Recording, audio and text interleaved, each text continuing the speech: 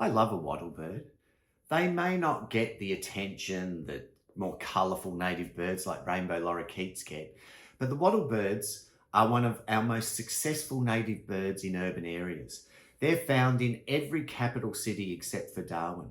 And usually there'll be two species that you could be seeing, but which ones?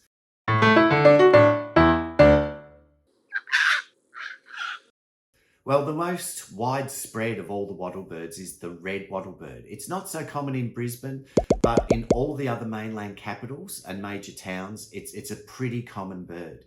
The way you tell a red wattlebird is not just from the red wattle, which is a bit of flap of red skin that hangs just sort of below the ear, because that's not always visible, and indeed young birds don't even have it. So the better way to tell the wattlebird is by its size. The red wattlebird is quite a large bird and it's generally greyish overall. And underneath it's more cream with dark streaks. And then a red wattlebird has a yellow patch on its belly, at least when it's an adult. The other bird that you will often be seeing on the mainland is the little wattlebird, which is found in eastern Australia, or its equivalent in the west, the western wattlebird. Now, those two species, the western and little wattlebird, look very similar, but you can tell them from a red wattlebird because they're smaller and more sleek, and they don't have a wattle, and also they're generally a browner colour overall and less pale underneath. And they do have, as they fly away, you'll notice this too, a bit of a coppery flash in the wing, which the red wattlebird doesn't have.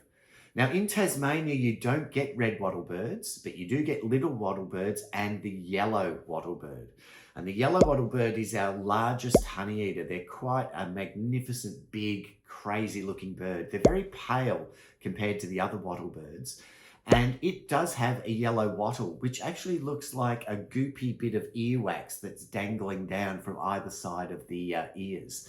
Now, the other way that you can tell wattlebirds, even without seeing them, is by their call. You might know wattlebirds because they're those irritating birds that sound like they're coughing or clearing their throat, often at 5 o'clock in the morning in springtime.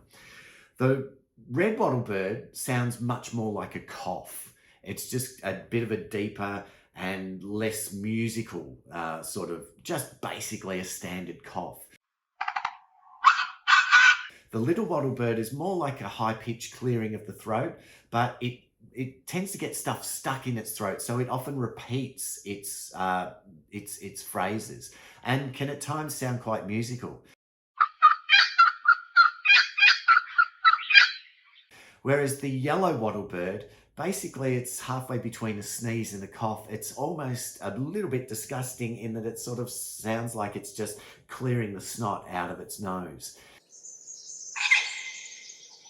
So armed with that rather sort of unpleasant detail, don't be put off. You can identify wattlebirds and they are actually brilliant birds.